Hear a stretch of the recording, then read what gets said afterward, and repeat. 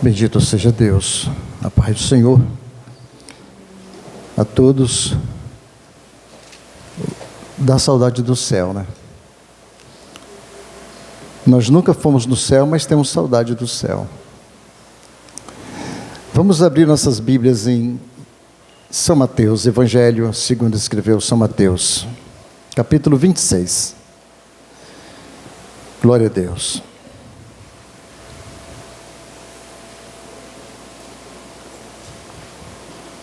Mateus 26, versículo 26, versículos 26 a 30. As crianças estão liberadas. Já. Mateus 26, versículo 26 a 30. Vamos ler. E quando comiam, Jesus tomou o pão e, abençoando-o, o partiu e deu aos discípulos e disse: tomai e comei, isto é o meu corpo. E tomando o cálice e dando graças, deu-lhe dizendo: bebei dele todos, porque isto é o meu sangue, o sangue do Novo Testamento, que é derramado por muitos para a remissão dos pecados. E digo-vos que desde agora não beberei deste fruto da vide, até aquele dia em que eu beba o vinho de novo, convosco no reino de meu Pai. E tendo cantado um hino, saíram para o Monte das Oliveiras. Vamos orar mais uma vez, irmãos. Deus, nosso Pai, nós te agradecemos pela sua bondade, pela misericórdia. Nós te louvamos o teu nome pelos louvores que já entoamos aqui nesta noite, pelas orações feitas a ti, ó Pai. E nós glorificamos a ti pela grande oportunidade que nos concede. Fala ao nosso coração mais e mais, agora através da sua palavra, e que o Senhor seja glorificado nas nossas vidas. Assim te pedimos, em nome de Jesus. Amém. A importância da ceia do Senhor. Mateus, ele registra aqui, irmãos, a importância da ceia do Senhor. Jesus estava prestes a ser preso. Faltavam uns 2 dias para Jesus ser preso.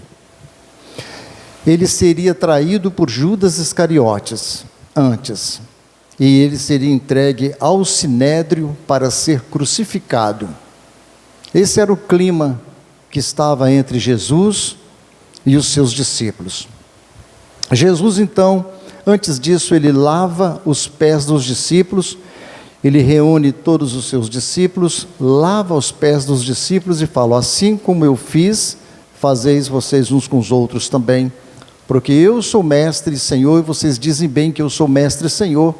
E se eu sou mestre, lavo os pés de vocês, vocês também devem então lavar os pés uns dos outros. Ele participa então de uma refeição. Jesus participa de uma refeição, e logo após essa refeição, o que Jesus faz? Ele institui a ceia no lugar da Páscoa. Ele vai agora colocar a instituição da ceia do Senhor. A ceia é um requisito básico, é fundamental para a nossa vida. É uma ordem no imperativo, nós devemos participar da ceia do Senhor. Então, ele institui a ceia para a entrada da nova aliança. Ou seja, Jesus, ele está encerrando o ciclo do Antigo Testamento, da Páscoa que eles comemoravam, os judeus comemoravam a Páscoa, e ele agora entra, antes da sua morte, institui então a ceia do Senhor na aliança, ou seja, a nova aliança, o Novo Testamento. Veja o versículo de número 26 e 27. O 26 diz o seguinte: e quando comiam, eles estavam ali no cenáculo, num salão, eles comiam. Jesus tomou o pão, abençoando, partiu e o deu aos discípulos e disse: tomai e comei, isto é o meu corpo. Vejam que eles comiam. Judas tinha acabado de comer na mesa com Jesus. Eles estavam todos assentados, e João relata no capítulo 13, versículo 26, o que Mateus não relata, que eles estavam todos na mesa, eles estavam participando de uma refeição, e Jesus fala: olha, um de vocês que estão aqui comigo há de me trair. E todos eles perguntam: sou eu, Senhor? Sou eu que vou te trair? Eles ficam preocupados, e Jesus diz: olha, aquele que eu molhar o bocado e der a ele, esse é o que vai me trair. E em João 13, 26 fala o seguinte: molhando o bocado, o deu a Judas, e logo Judas então, ele deixa o salão. Jesus dá o bocado para todos eles, e Judas também pega desse bocado dado pela mão do próprio Senhor Jesus. Ele come o bocado, e ele então sai do salão, deixa os discípulos ali, e logo após essa refeição, Jesus então, ele começa a instituir a ceia, ele começa a colocar a ceia no lugar da Páscoa. O texto diz que Jesus tomou o pão, o abençoou e partiu. Ele na ceia, ele faz aquilo que na Páscoa se fazia. Na Páscoa, o líder levantava o pão e dizia: este é o pão da aflição que nossos pais comeram na terra do Egito. Que todo aquele que tem fome venha e coma, e que todo aquele que é necessitado venha e coma a refeição da Páscoa. Jesus, ele seguiu o ritual da Páscoa. Ele pega o pão, ele abençoa o pão e fala: isto é o meu corpo, isto é o meu corpo, tomai e comei. Na Páscoa, irmãos, em tudo havia um significado simbólico. Tudo que estava na Páscoa, instituído pelos judeus, ali tinha um significado simbólico. Havia o cordeiro. Quando eles sacrificavam a Páscoa, eles matavam o cordeiro. Aquele cordeiro era o sangue que protegeu os primogênitos israelitas da praga da morte. Quando eles pegaram o sangue deste cordeiro e colocaram nas vegas das portas, para que quando viesse a praga sobre o Egito, o anjo da morte não afetasse o povo israelita, o povo judeu que estava ali no Egito. Então esse cordeiro simboliza este sangue da proteção do povo israelita da praga da morte. Ali também havia ervas amargas, ou seja, simbolizando a amargura da escravidão do Egito, quando eles ficaram por 400 anos presos, ou seja, escravos, sofrendo a amargura do Egito. E também ali havia, irmãos, o pães ázimo, que simbolizava a pressa de sua saída do Egito. Na Páscoa, um grupo de escravos foi liberto do Egito, causando um grande êxodo. Agora Jesus investiu na ceia um novo simbolismo. Na Páscoa estava representando que aquele ato religioso estava libertando o povo de Israel do Egito, das garras de Faraó. Ali estava o símbolo da Páscoa, o cordeiro que foi morto, as ervas amargas, como também o pão ázimo, simbolizando a libertação do povo de Israel do Egito. Mas Jesus agora, ele investe na ceia um novo simbolismo, é o seu próprio corpo. Jesus fala do seu próprio corpo, que seria dilacerado pela flagelação e crucificação lá na cruz. Jesus agora ele fala: este é o meu corpo. Ele sai da instituição da Páscoa e para instituir agora a ceia do Senhor, e revela que isto é o meu corpo. Este pão que eu estou abençoando, ele simboliza o meu corpo. O seu sacrifício, o seu sangue, iniciaria um novo êxodo, onde as pessoas seriam libertadas do cativeiro do pecado, da escravidão de Satanás. O sangue que seria derramado na cruz, libertaria não o povo do Egito, não o êxodo do Egito, mas libertaria uma grande multidão, milhões e milhões na face da terra, pelo seu sangue derramado na cruz. Esse seria o seu sacrifício. Assim Jesus abençoou abençoa o pão e dá aos seus discípulos. Aqui está relatado, Jesus partiu o pão. Jesus parte o pão no meio. Mas isso não significa, irmãos, que o corpo de Jesus seria partido lá na cruz do Calvário. Porque João relata no capítulo 20, do versículo de número 23, que mas vindo a Jesus e vendo já o morto, não lhe quebraram as pernas. Pediram para quebrar as pernas do primeiro ladrão, do segundo ladrão, de todos aqueles que estavam na cruz, e assim foi dado ordem, mas as pernas de Jesus não foram quebradas. Aquilo era um ritual que se fazia para que eles morressem mais rápido, mais depressa possível.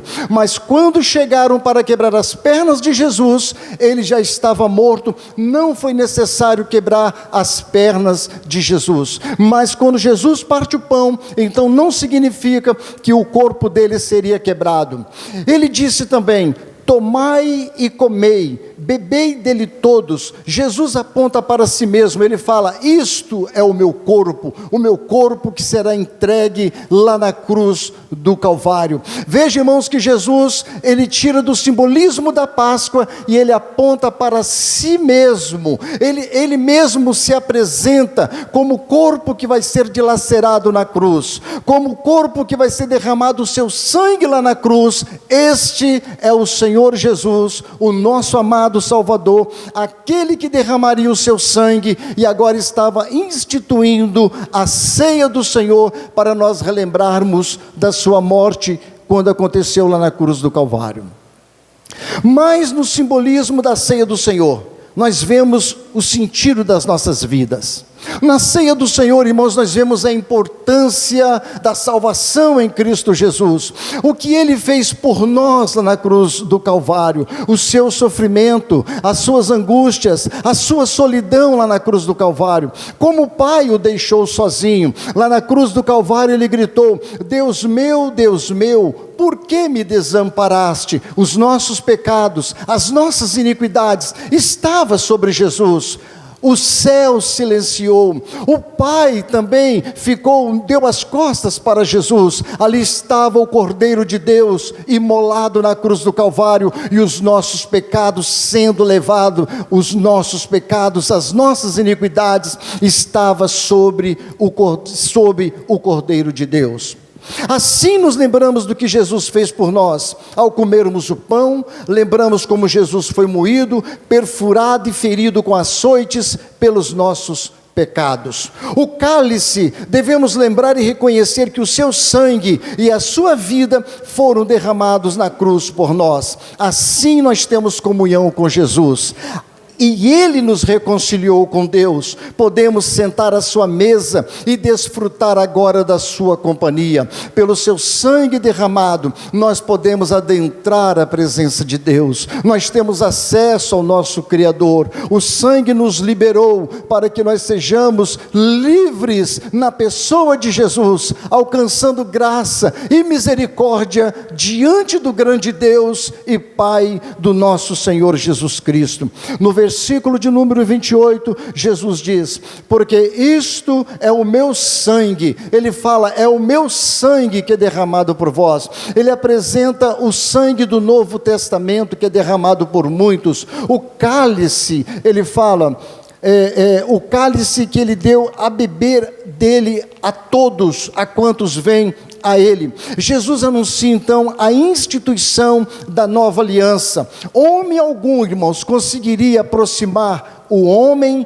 de Deus, mas o Deus homem fez isso. Jesus é o Deus homem com autoridade suficiente para estabelecer a nova aliança. Jesus, por ser perfeito e por ser homem e por ser Deus ao mesmo tempo, Ele pôde agora nos introduzir diante do Deus o Pai. Mas o sangue da antiga aliança não tinha esse poder, irmãos. O sangue da antiga aliança era impossível de nos aproximar de Deus. Em Hebreus capítulo 11, versículo 4 está escrito: porque é impossível que o sangue dos touros, o sangue dos bodes, tirem os pecados. O sangue dos bodes simbolizava, mas não tinha poder para tirar pecado. Representava, mas não tinha poder para tirar os nossos pecados. Apontava para um sacrifício maior, que era o sacrifício de Jesus Cristo. E agora chegou o momento de instituir a ceia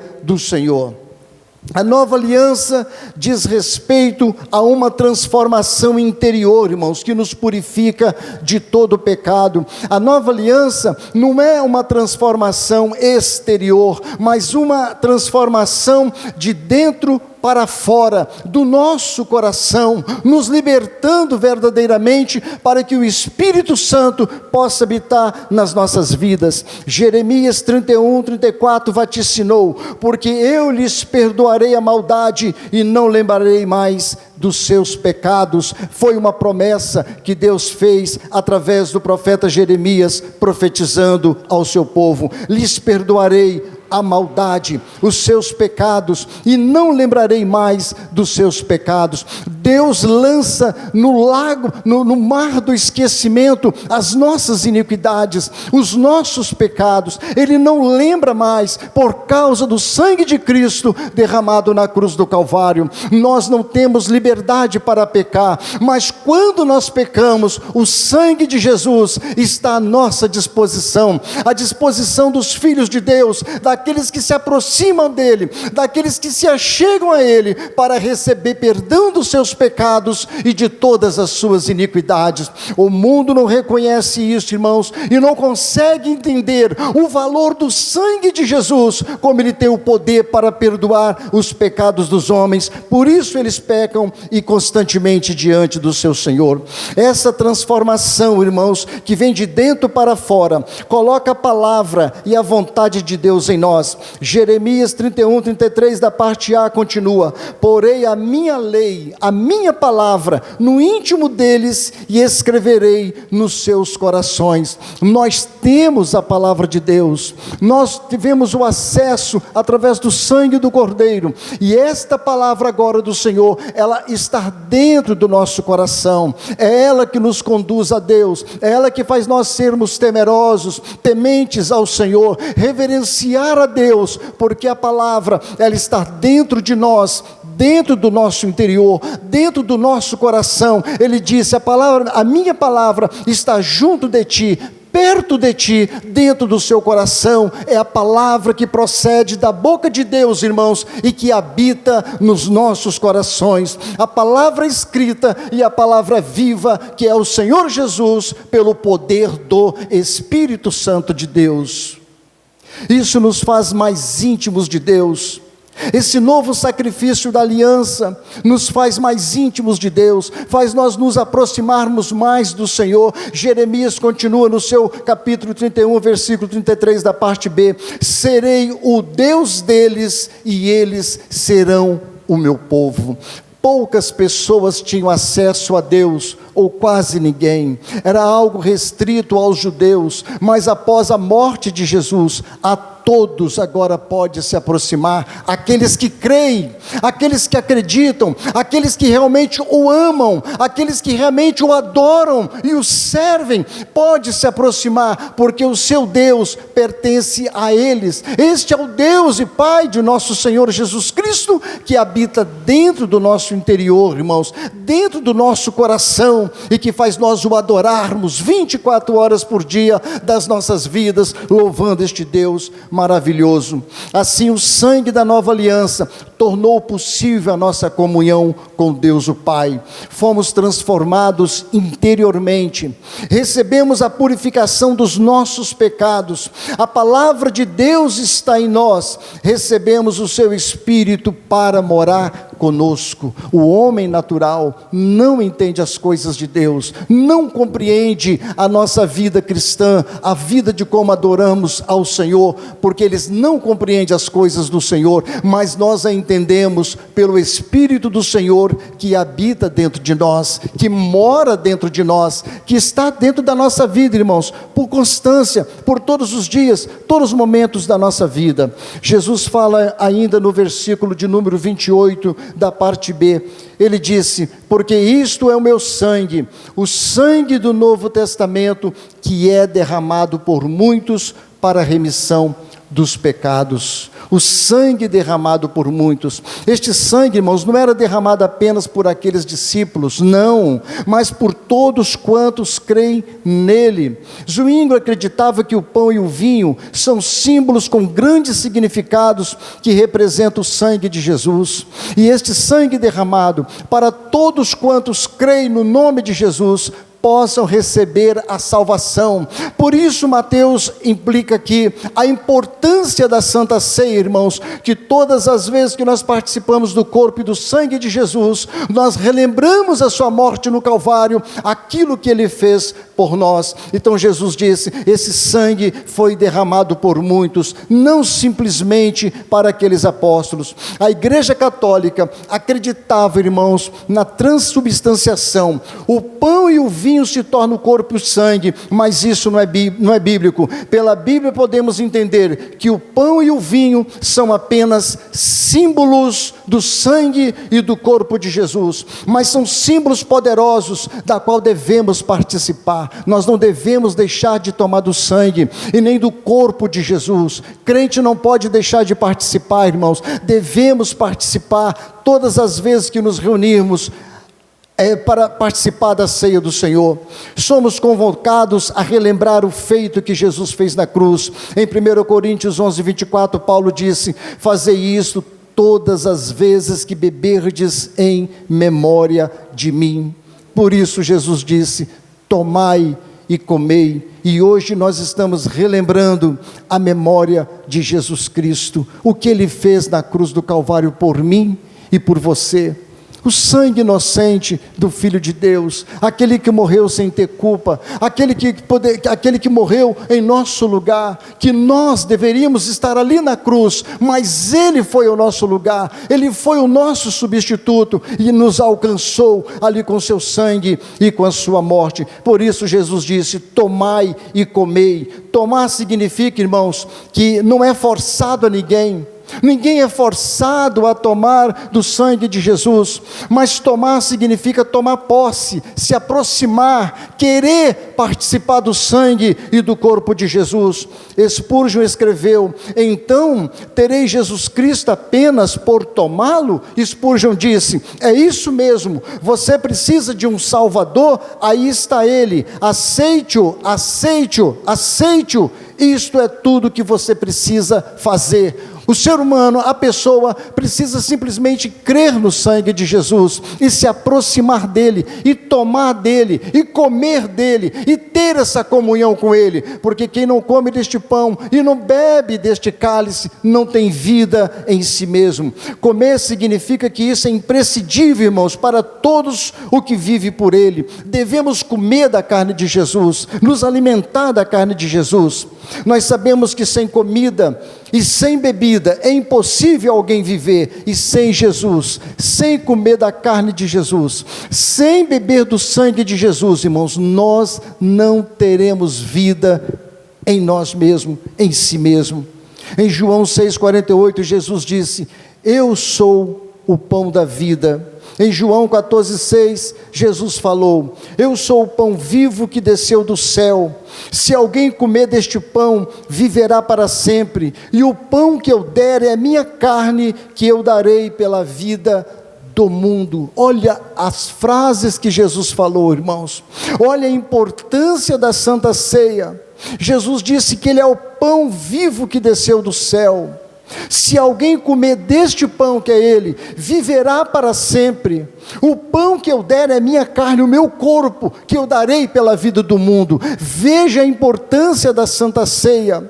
O crente não pode viver sem participar da ceia do Senhor. Ele precisa se batizar, ele precisa estar em comunhão com a igreja, ele precisa participar do corpo de Cristo e tomar do seu corpo e beber do seu sangue todas as vezes que a igreja se reunir para relembrar o que ele fez lá na cruz do Calvário. Uma memória da vida de Jesus, do seu sacrifício, da sua morte, que nunca possa sair da nossa memória, do nosso coração, o que o nosso Salvador fez por nós. Infelizmente, a ceia do Senhor, irmãos, muitas das vezes ela não é respeitada como deveria ser respeitada, ela está sendo deixada de lado e as pessoas não se importam em participar da ceia do Senhor. Jesus disse, ele pegou o pão e falou, e tendo dado graças, ele deu graças a Deus, ele glorificou o seu Pai, ele olhou para o Pai, partiu o pão, que é o seu corpo,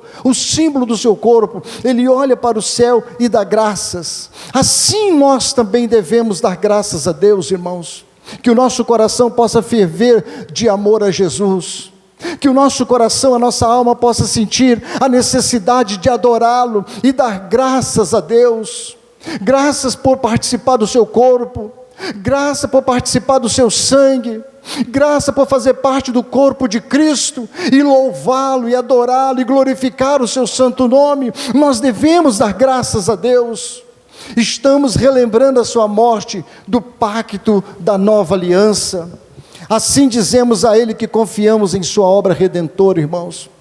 Os cristãos no mundo inteiro fazendo isso, está dizendo, Senhor, eu confio no que o Senhor fez lá na cruz do Calvário, a minha vida pertence ao Senhor, todo o meu ser, toda a minha vida, minha alma, o meu corpo, o meu espírito, pertence ao Senhor. Senhor, eu creio na sua morte lá na cruz do Calvário, a minha alma está rendida ao Senhor.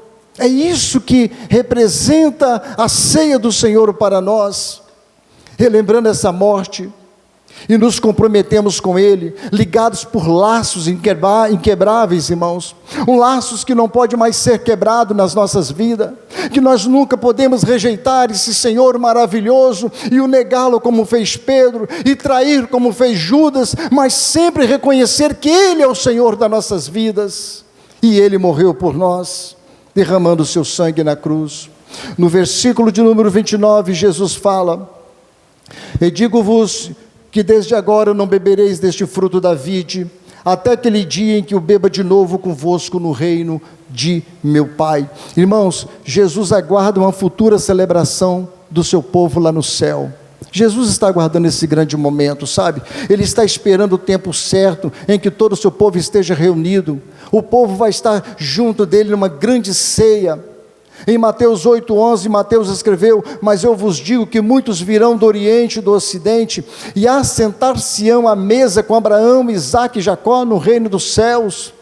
Mateus apresenta uma grande mesa entre todos os crentes de todos os tempos, tanto do Antigo quanto do Novo, vão se assentar à mesa com Abraão, Isaque e Jacó. Os crentes que já foram arrebatados, os crentes que morreram e ressuscitaram, vão se assentar à mesa com o Senhor Jesus, e vamos participar da grande bodas do Cordeiro, a ceia do Senhor.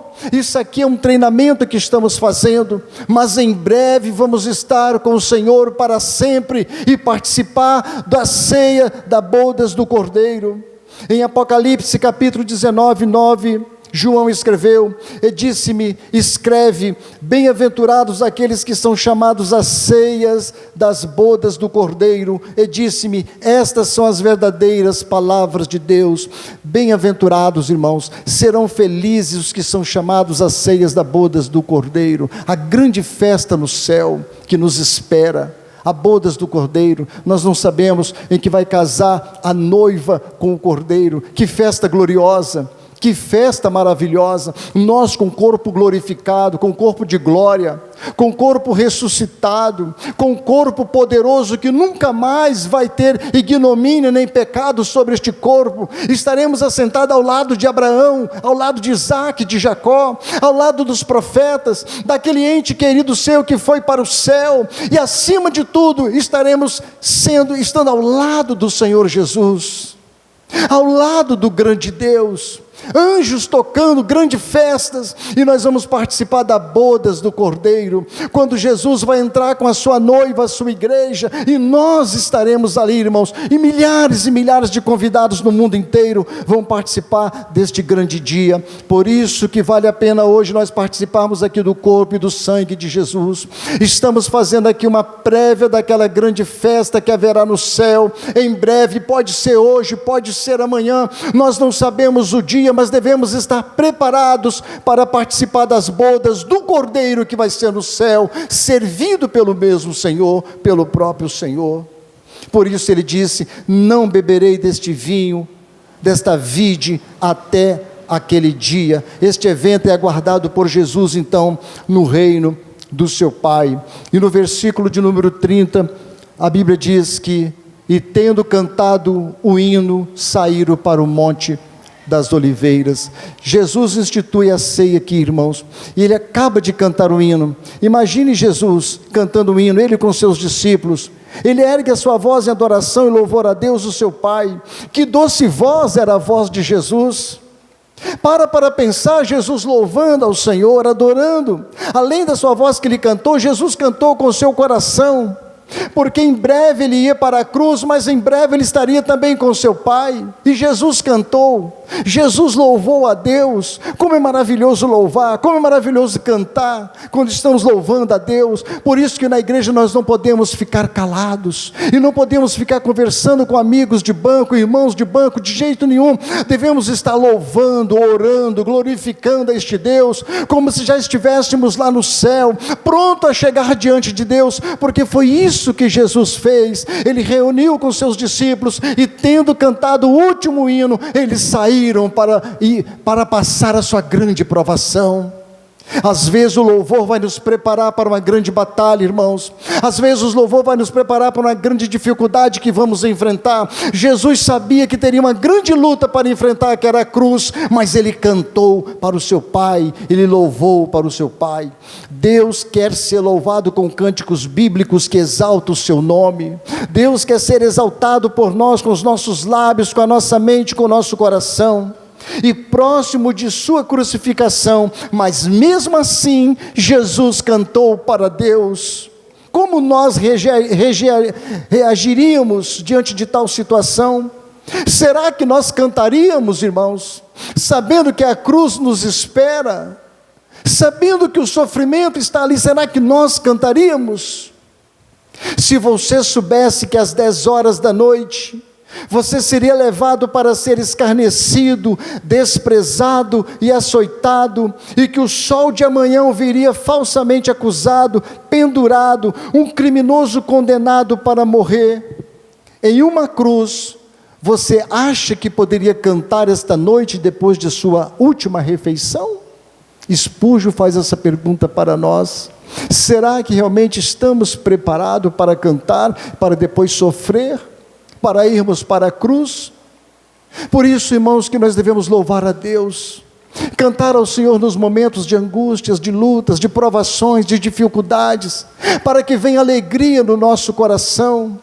Em vez de ficar me envolvendo com tantas coisas deste mundo, vamos louvar a Deus, vamos cantar, vamos abrir a boca na igreja, vamos louvar o Senhor. Às vezes eu fico vendo crentes tão dispersos, irmãos, conversa com um, conversa com o outro, anda no momento do louvor, anda no momento da palavra, na hora do culto não está prestando atenção, tão disperso. E nós não podemos agir assim. Nós precisamos adorar a Deus, porque Ele está sentado no trono querendo receber a adoração da sua igreja na terra, dos milhares de seu povo que está na terra.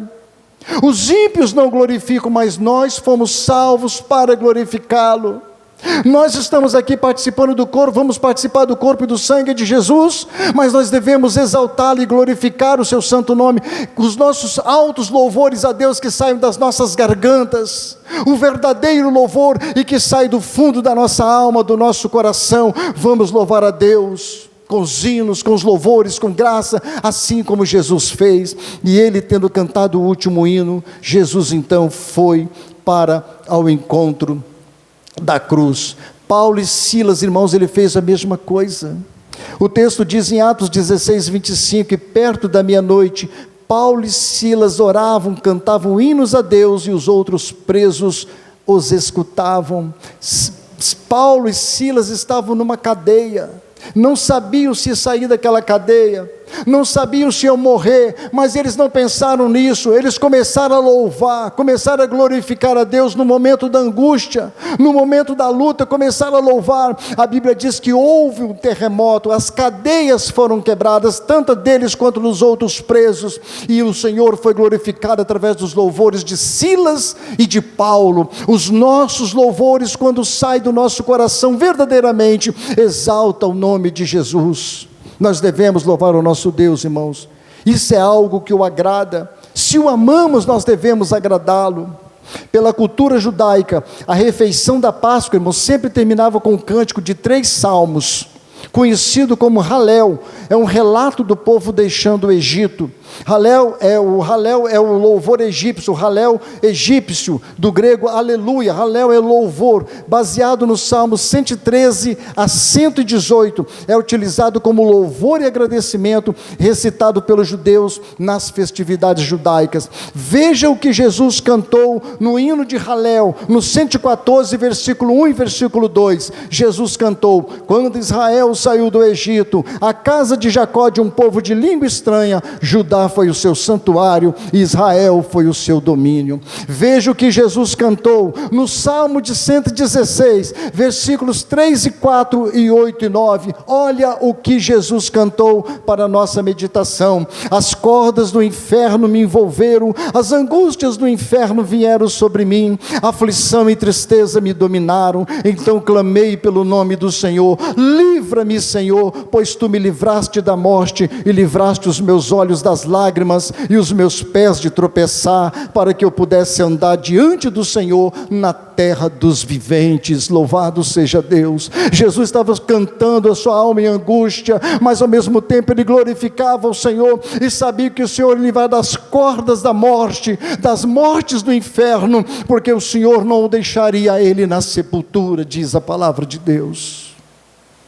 O poderoso louvor, irmãos, de gratidão ao Senhor que deve sair dos nossos lábios. E tendo cantado o último hino, Jesus cantou o último hino. Às vezes a pessoa pensa que Jesus não cantava, mas Jesus cantou, Jesus louvou, Jesus exaltou o santo Deus, porque se ele orava, ele cantava. Jesus lia a palavra de Deus, e ele é o nosso grande exemplo. Jesus nos ensinou, irmãos, que nós devemos comer a sua carne e beber o seu sangue, para nós termos vida em nós mesmos. Ele diz que quem come a sua carne e bebe o seu sangue tem a vida eterna, e este será ressuscitado no último dia. Jesus diz que quem se alimenta dele vive por ele, participa do seu mérito, do seu sofrimento, privilégio, e aquele que recebe Jesus em tudo. Então comer da carne de Jesus é participar do seu sofrimento e dos privilégios também que Jesus tem perante o Pai. A fé em Jesus não se compara em experimentar ou admirar, irmãos, mas em comer. Não é simplesmente cheirar a Jesus, não é simplesmente experimentar Jesus, mas é comer da carne de Jesus, é beber do sangue de Jesus, é estar em plena comunhão com Ele, amar esse Senhor, viver aos pés dele, beijar os pés dele, adorá-lo 24 horas, aquele que foi morto na cruz e derramou seu sangue por nós. Senhor, me dá da sua carne para eu comer, Senhor, me dá do teu sangue para beber. Isso precisa entrar na nossa consciência e nos nossos corações, que o Senhor Jesus requer isso de nós. Para a alma faminta e sedenta, Cristo é a comida e bebida que sacia. Isso é nós habitar em Jesus e Jesus em nós, irmãos. Beber o sangue de Jesus e comer a carne de Jesus é você habitar em Jesus e Jesus habitar em você.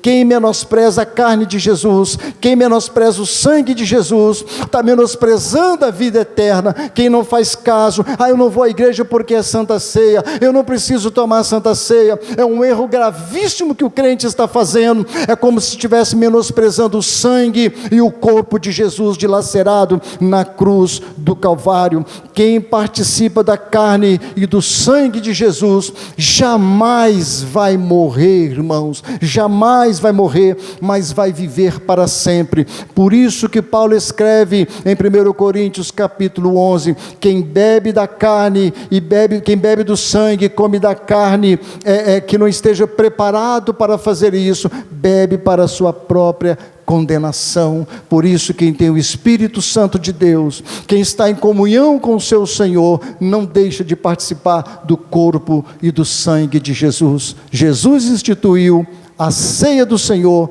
e nos deu ordem para que nós possamos participar do seu corpo e do sangue para todo sempre. Que Deus nos abençoe, que Deus nos guarde e que as nossas consciências estejam voltadas para o nosso Deus. Fecha os teus olhos mais uma vez, em nome de Jesus. Ó Deus e Pai que está nos céus, em nome de Jesus Cristo te damos graças de podermos estar na casa do Senhor. A importância da Santa Ceia, a importância do teu sangue que na cruz foi derramado, a tua carne que foi dilacerada por nós, ó Deus. Toque nossas consciências, toque nosso espírito, Senhor, e nossa alma. Nos liberta de todos os nossos pecados e todas as nossas iniquidades. Aqueles, ó Deus, que não estão podendo beber ainda deste sangue e comer desta carne, porque precisa descer as águas, precisa entrar em comunhão com a igreja, eu peço que o Senhor abençoe de forma graciosa, abrindo as portas, dando condições, ó Deus, para que nós possamos todos ter vida no Senhor, para a glória e majestade do seu santo nome. Assim nós te rogamos, te pedimos, no nome de Jesus. Amém.